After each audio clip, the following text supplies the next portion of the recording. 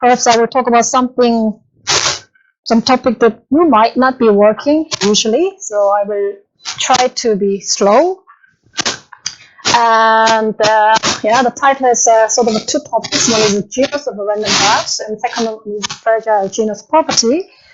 And the guiding themes of this talk will be, as the title says, how quickly does the genus of Erdős-Rényi random graph grows as the number of edges increases. I will define also what is the genus of the graph is, and how dramatically can a small number of random edges increase the genus of a so-called randomly perturbed graph. All of these things I will introduce later more precisely. So let me remind you of what the genus of a graph is. Given a graph G, the genus of a graph is the minimum number of handles that should be attached to the sphere so that we can embed the graph on the sphere without crossing edges. This number of handles you can think of. I just draw a K5. However, you redraw the edges. You cannot avoid one such a crossing, but if you include one handle, then you can embed this red edge on that handle. Therefore, we can avoid crossing edges. Therefore, we say the genus of K5 is 1. And of course, when the genus is equal to 0, then we say usually planar graphs. Yeah. Any questions so far? And the question was what the genus of an Erdős-Rényi random graph is. Of course, so far, there are kind of many equivalent definitions of Erdős-Rényi random graphs. But throughout this talk, I will focus on one model, so-called uniform random graphs.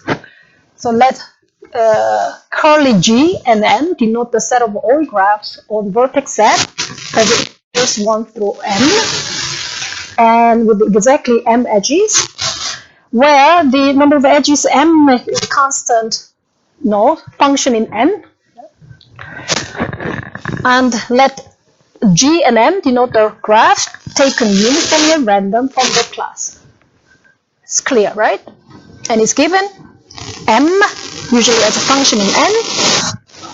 We take one graph uniformly random from that class, and our question is what the genus of such a graph is, typically. To make sure what we are talking about throughout all talk, the asymptotics are taken as n tends to infinity. Number of vertices increases, but we will never look at the limit object. You just fix very large n, and given the very large n, what kind of properties does the random graph G and M has? Yeah. So typically, n is large, but with fixed large number. And second of all, there will be two notations throughout the talk. Given function f and h in n, so much less, or little of n notation denotes that the fraction tends to 0. It's a standard notation, but nevertheless, I would like to set up notation throughout the talk. If you have a question, just ask me anytime, stop me anytime. WHP, so with high probability notation, will be also often used here. So many of the properties that we will discuss, we will say it holds with the high probability. Just roughly speaking, it means that with probability tending to 1 as n tends to infinity, more formally, given a graph property A, we let curly A denote the set of all graphs in that class satisfying that property A. Yeah? Like containing an isolated vertex, or genus is equal to 0. Such a property, keep in mind. Yeah? When we say with high probability G and M satisfies A, means just a fraction of that class divided by that fraction tends to 1. Yeah? So typically, as I said, n is fixed number which is large. Although we denote such a notation, what that means is that this fraction is like 1 minus little o of 1. Yeah? Like 1 minus 1 over n squared. The type is in mind. Yeah? Although everything, such as things are hidden in this notation, but that's exactly what they are talking about. Yeah, so having said that, now I can talk about the genus of GNM. It already has been studied by Erdős-Rényi, in particular when genus is equal to 0. Of course, we are talking about planarity. So this turned out that what is an important parameter for the change in the genus is indeed when the average degree is around 1. Yeah, so 2 times number of edges divided by n. We usually call it as an average degree. Right? If the average degree is smaller than 1, then the Erdős-Rényi random graph GNM with a high probability consists of 3 components, unicyclic components. Obviously, trees and unicyclic components can be embedded on a sphere. Okay? So with high probability, the genus is equal to 0. In other words, the probability the genus is equal to 0 or GNM is planar tends to 1. On the other hand, if the average degree is strictly larger than 1, then suddenly topological copy of K33 appears. And later, topological copy of K5 appears, and the minors and so on. And therefore, one can show that the probability that the genus is at least 1 tends to 1. GNM is not planar with probability tending to 1. With high probability, the GNM has genus at least 1. Yeah? Makes sense. Okay, this is about the planarity. This was a classical result. And after that, there were not too many studies on the genus, surprisingly. And looking at such a property, usually, so in a random graph T, what is the typical question is what happens when the D tends to 1, so-called critical value. You can see around 1 something is happening. If you replace this one by G equals 0, then it tends to 0, right? Either 0 or 1. 0, 1 law. So such a thing is called the threshold phenomenon, and usually when you study such a thing, one is interested in what happens when such a thing tends to that critical value. In terms of the genus, its critical value turns out to be average degree. So what happens when the average degree tends to 1? And also, when you talk about something tends to 1, you have to also control how fast it converges to something. So it needs a little bit of parameterization. In view of giant component, emergence of the giant component. And also in terms of the genus property, it turns out that height scaling not to be such a parameter. Average degree tends to 1, m tends to n over 2, right? How fast it emerges by that property. The parameterization, namely when m is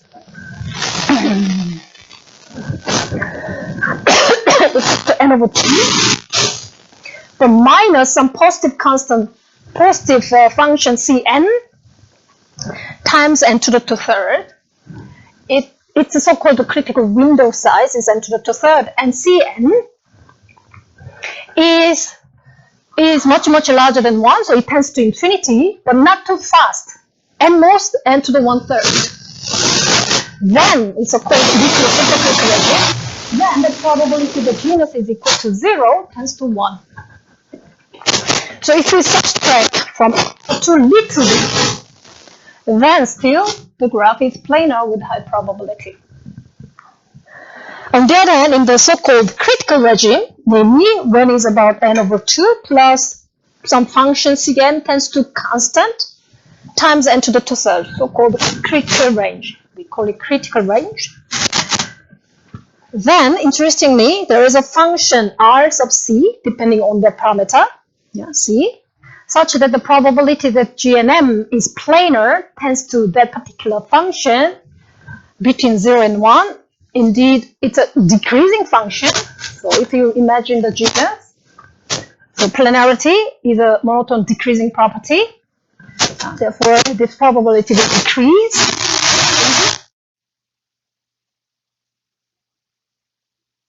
Tends to minus negative to the constant to the positive.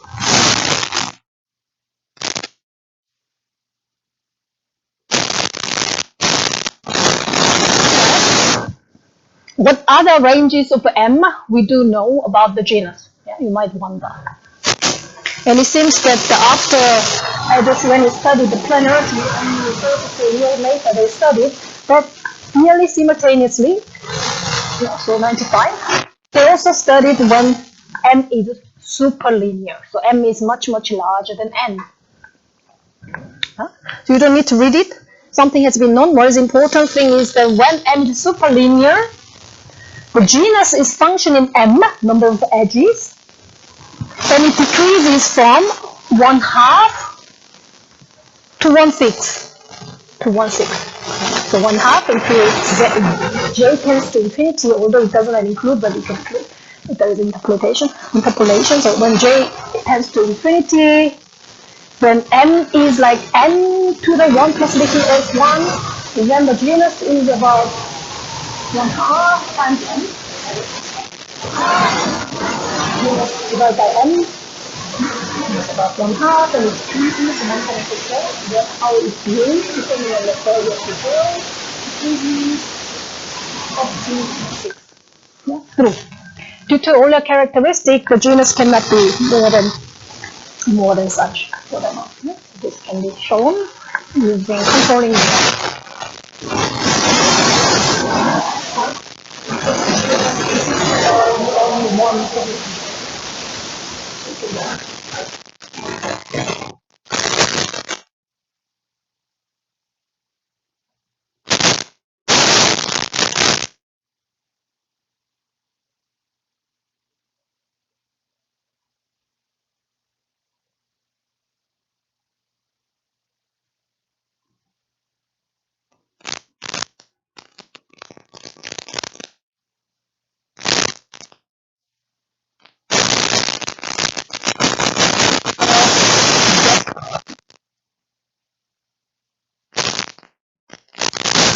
That we want to determine the typical genus of those ranges that has not been studied yet.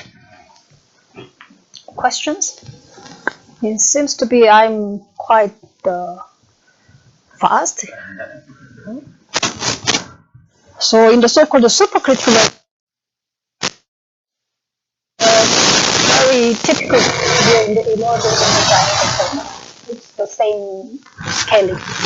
So in this case, when M is equal to N over 2, so as I said, this is critical value, whether there is a giant or not giant, or planar or non-planar thing. But now we add a little bit more edges, namely plus Cn times n to the 2/3, where Cn is a positive function in n, but it's a super constant, so it tends to infinity, but it should be slower than n to the 1/3. Yeah, so this term is indeed sublinear. Yeah? So if you think of the n term, then the genus is in function in Cn to the 3rd, and even one can specify the constant 8 over 3. So because of this relation, of course, this is sublinear. Much larger than 1 because of that, right? Cn is increasing function. So genus is not anymore constant in this regime, right? Before it was constant. Constant, right? Have I said? Yeah, right?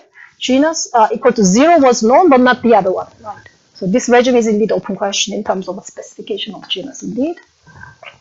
So it's a genus is not anymore constant, but sublinear. But it has such a specific value. So you might wonder how one can prove such a result. Any idea? I already mentioned something, but what can we do? As I said, I have plenty of time. Any intuition? What can we do?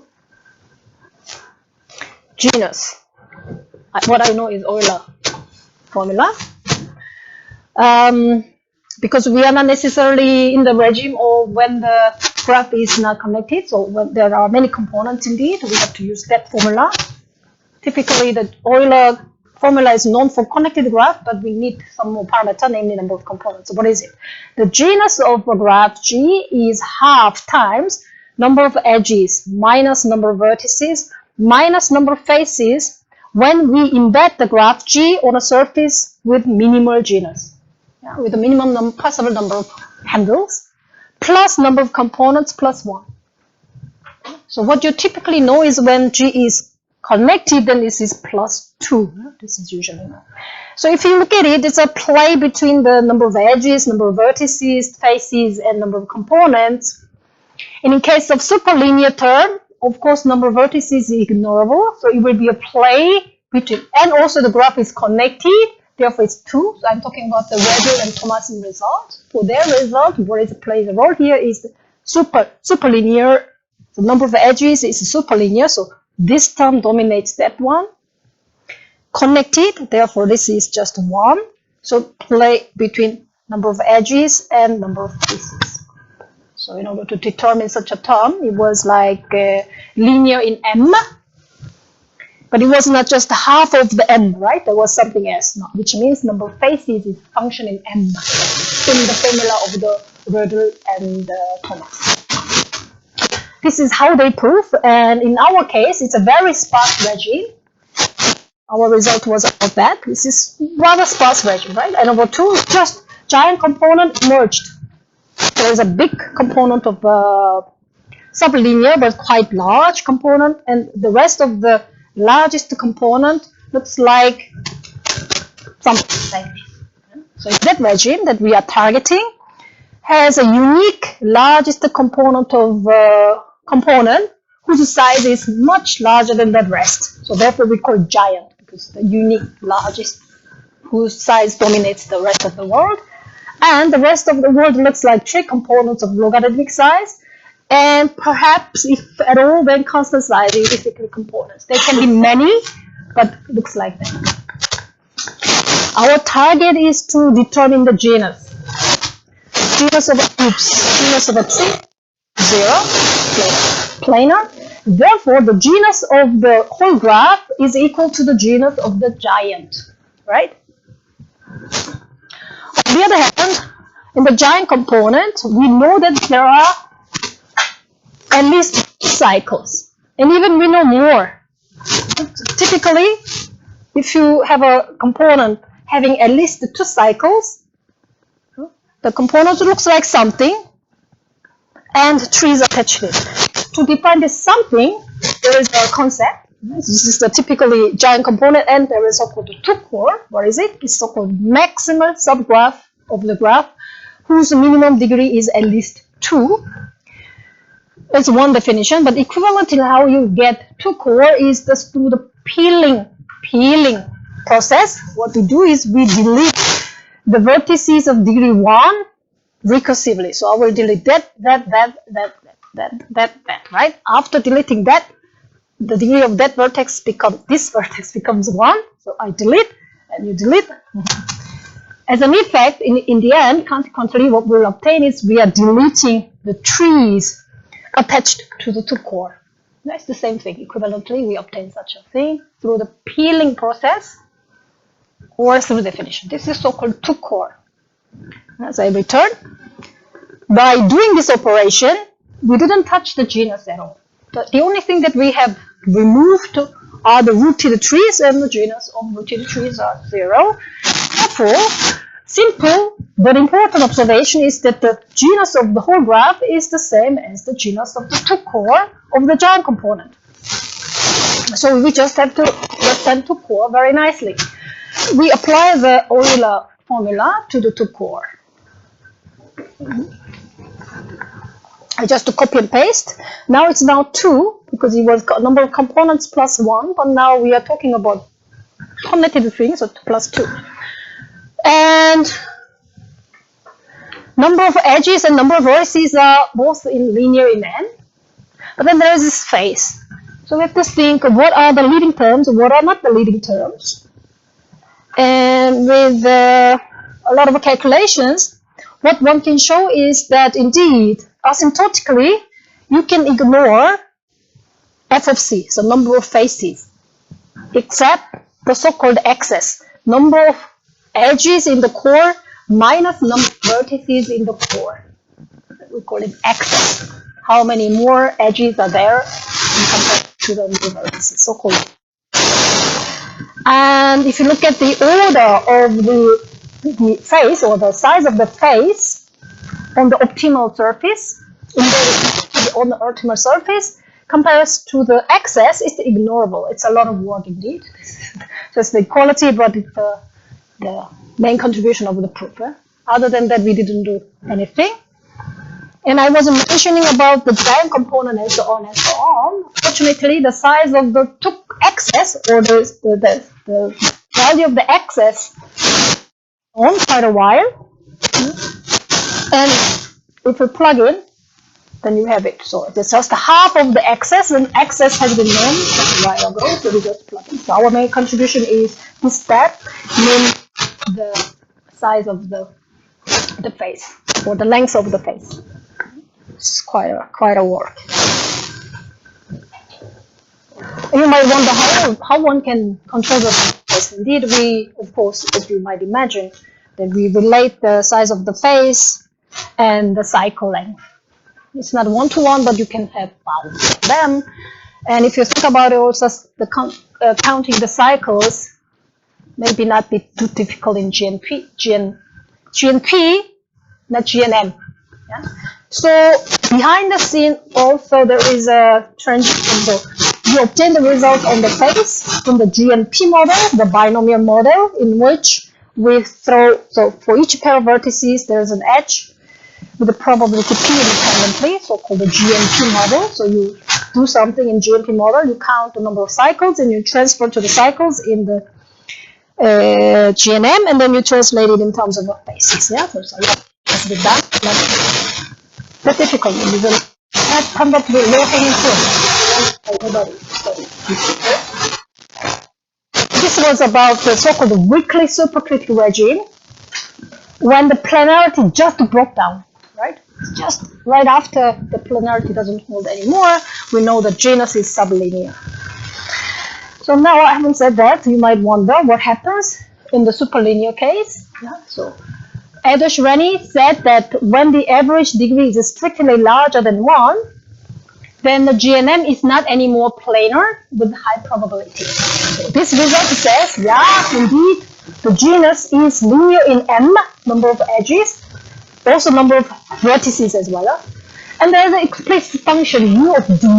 It behaves like increasing concave, all this nice property you can discuss.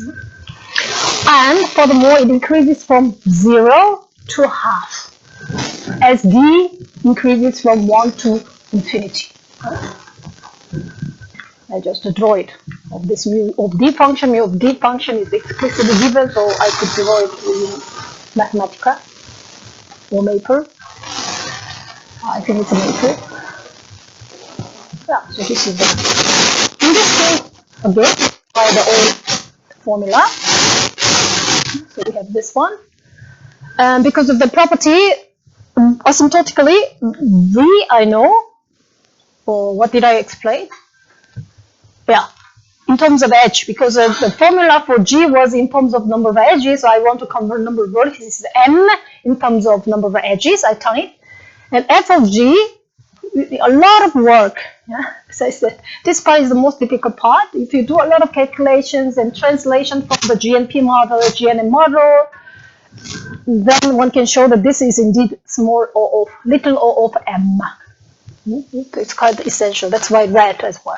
It was terribly difficult in comparison to the rest of the thing. The rest of the thing, so number of components, has also explicit such a function. This is also relatively cheap for us because previously many people studied the number of components in the regime already. But of course we had to do a little bit more work. But as I said, it was still low-hanging fruit for green. It was comparison to the red, it was easier. So using the number of components in this regime, supercritical regime, we could deduce the formula that we want. Yeah. So certain things cancel out, right? This and this and this. So what is left is only this part, half. So we have. So mu of d is explicitly given. It has to do with the components. Indeed, it has to do with the sum of small components. And because of the structure that we know, essentially it has to do with the number of trees of given sizes, and you sum them up, and number of unicyclic components. So this formula, if you came from the enumeration community, you will be very surprised how closely related this mu function to the so-called Lambert, exponent Lambert function.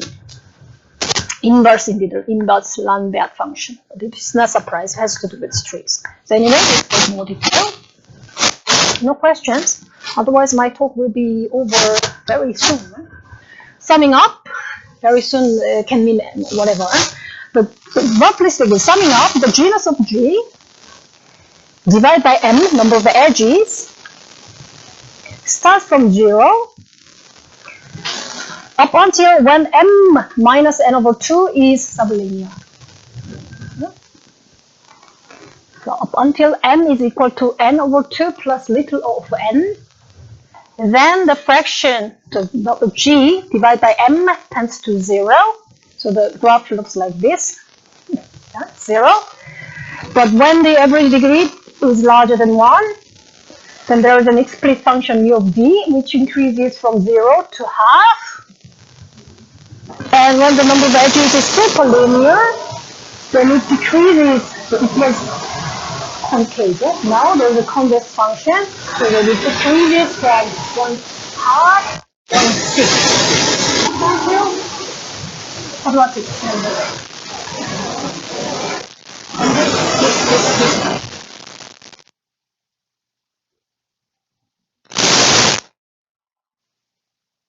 Any questions?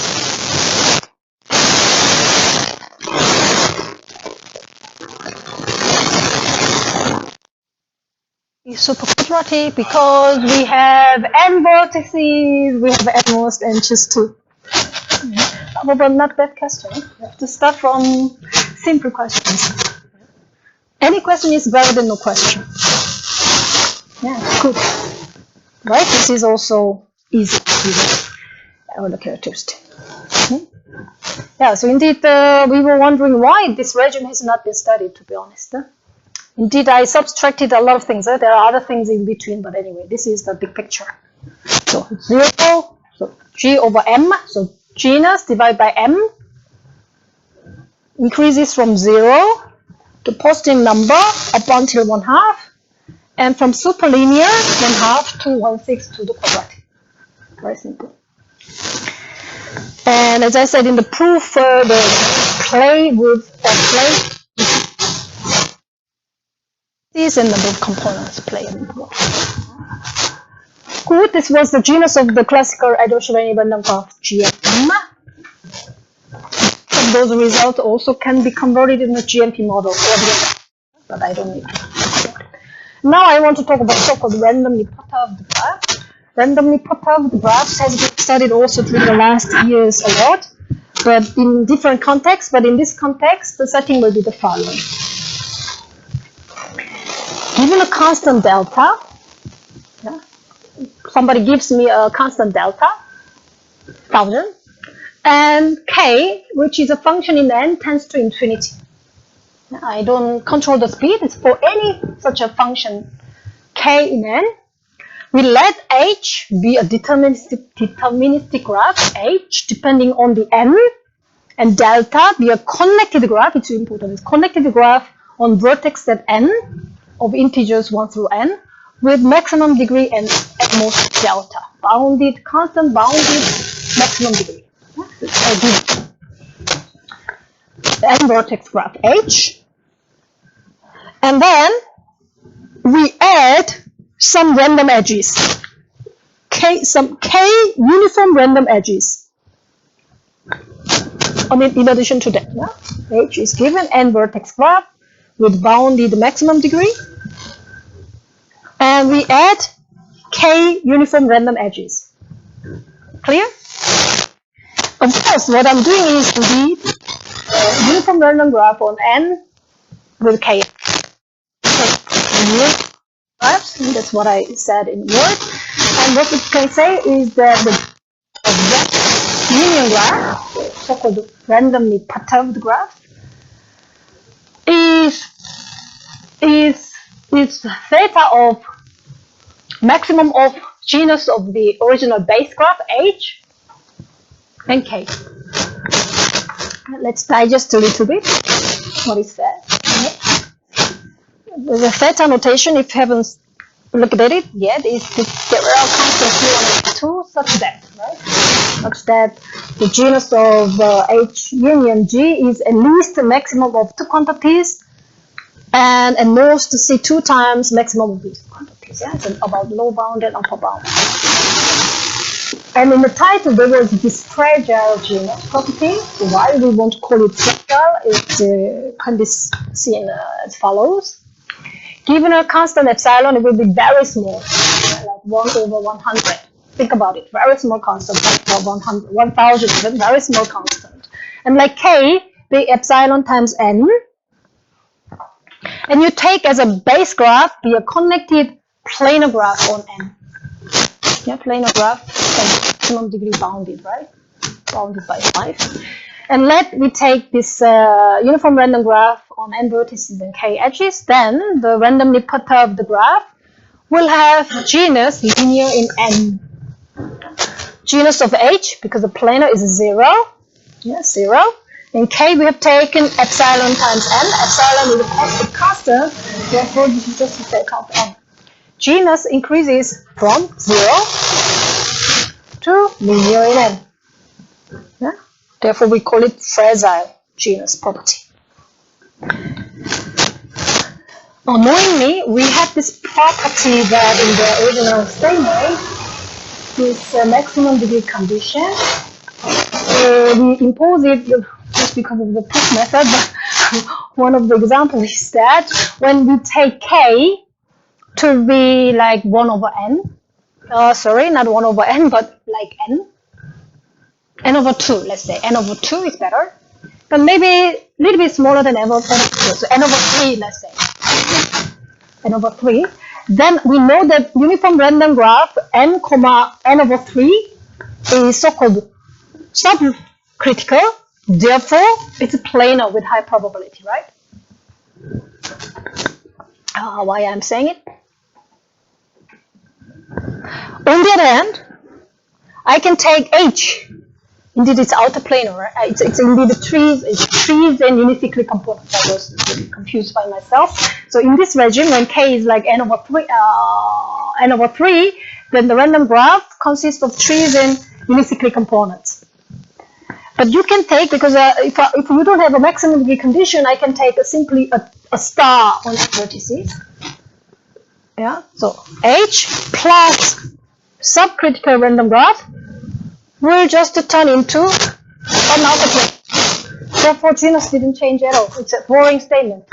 Right? So therefore, I have to make in this sense. Okay, so that's why we call fragile genus. The reason being that from genus 0 to linear by addition of just small fraction of number of H. Okay, we call fragile genus. So how one can prove such a thing? It's based on the previous results on H. So this H thing has been studied a lot. Like given a connected graph with bounded maximum degree, has nice partitions and so on. So we just use it as a black box.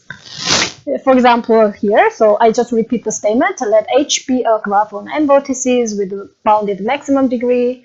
Uniform random graph G and K, and we are talking about randomly perturbed graphs. So our goal is to show this. To show that the first very simple observation is the following, that genus of P is at most the genus of the original graph H plus K, because addition of a single H can increase the genus by at most 1, right?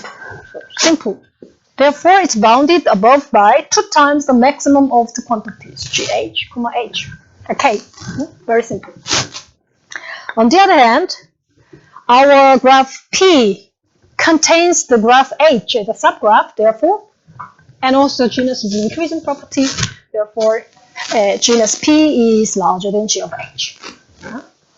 Therefore, in order to prove this statement, I told you the upper bound part is proved. So we want to guarantee that G of P is at least some constant times GH plus K, so it's enough to show that one. G of P, the genus of the randomly perturbed graph, is at least some constant times K. This is the whatever we have to prove. To prove this, as I said, so we will use the black box, the already known result. What you can guarantee is that this P graph has a nice property. Indeed, H has a nice property, indeed. What you can do is that H was the n vertex graph, and it was connected graph. What you can do is you can partition the vertex set of H into several parts. And you can guarantee that you can also select sub-graphs of the partition. In this sense, what we are doing is you can find the disjoint subsets you want through UK of the vertex set of H of equal sizes. You can make it equal sizes, or some fluctuation can be also allowed. Anyway, equal sizes in such a way that the number of partition is linear in K. Yeah. K was this K. Yeah, this K. Linear in K. And the induced graph on that vertex set is connected. Therefore, we can contract each such a partition class, each a vertex. And the edges that I have thrown is from this K additional random edges.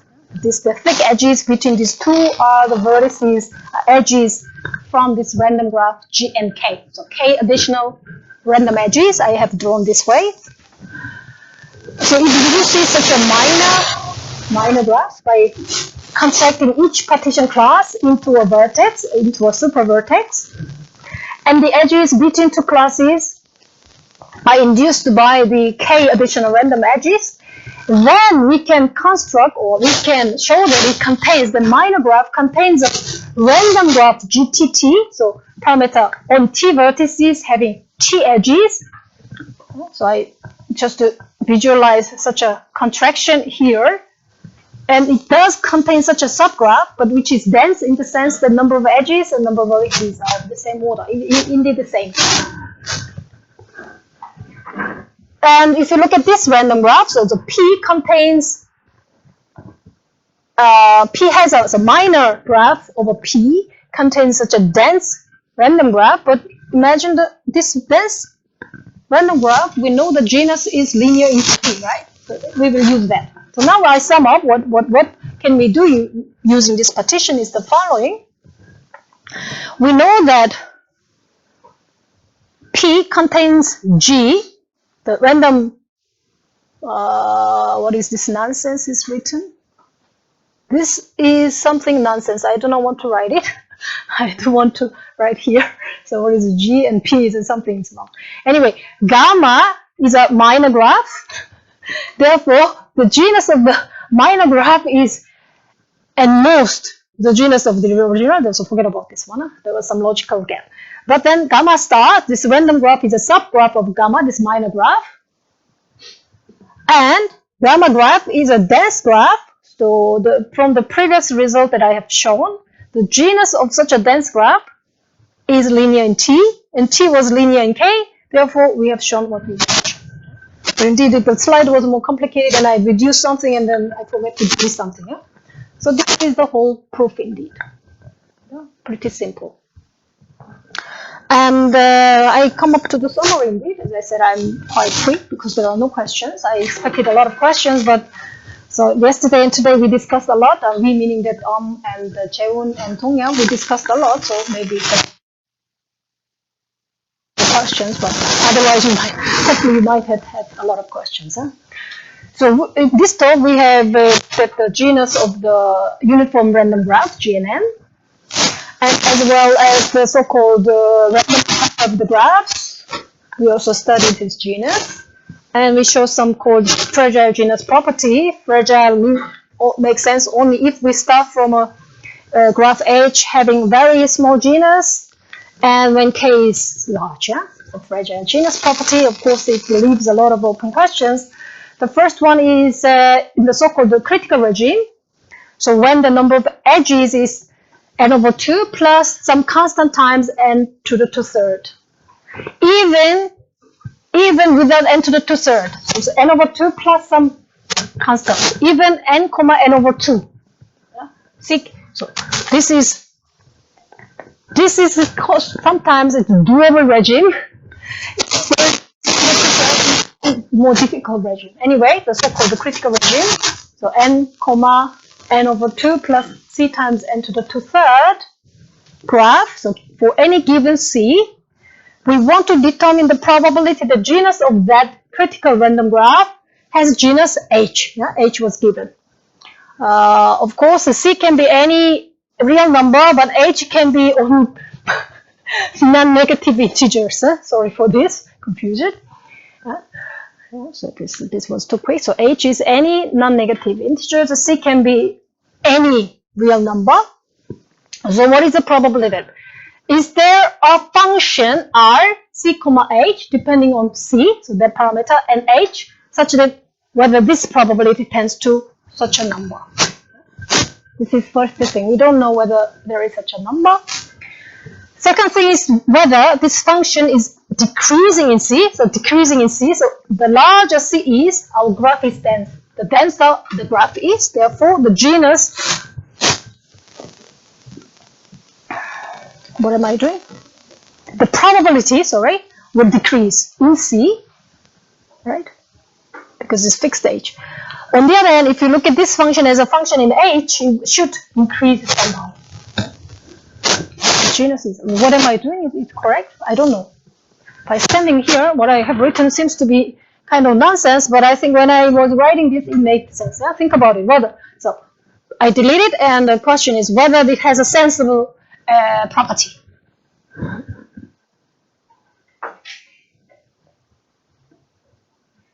This was one thing.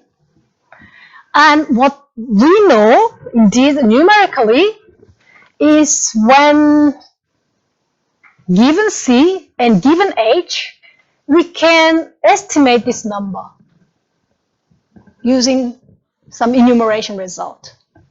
So only numerical values. But on the other hand, we don't know the formula, whether this has some function.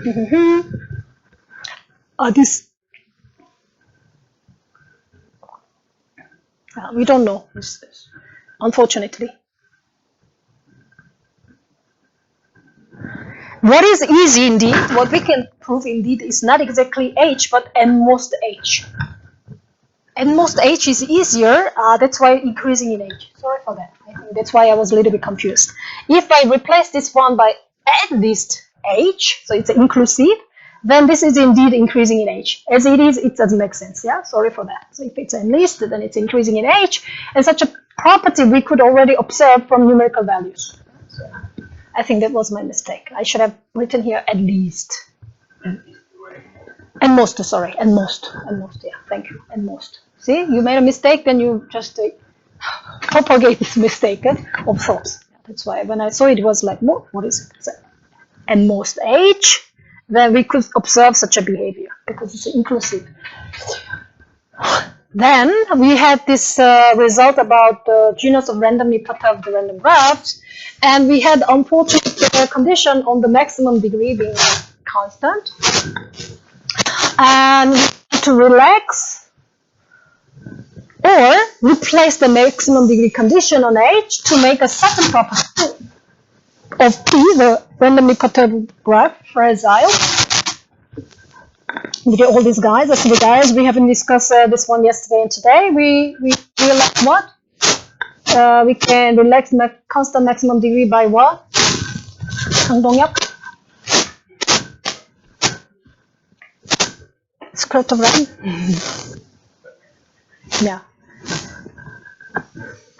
Yeah, up to something. And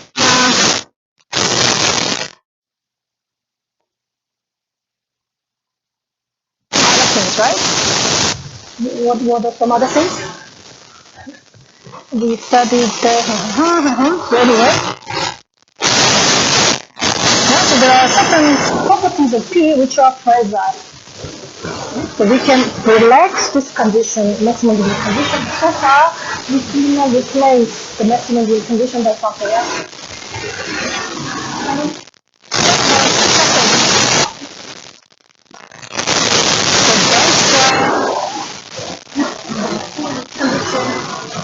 Minimum degree conditions. I already said that dense graph, meaning that you have to guarantee that there are so many edges, therefore a restriction on the minimum degree is there. So it kind of studied a lot of things in this framework, but the fragile property is something new. And the other thing is that what other properties or functions on the graphs are fragile, that we don't know yet. But as I said, this is one of the first papers of the fragile property, so hopefully this will open up new direction in randomly perturbed graphs. Thank you very much for your attention.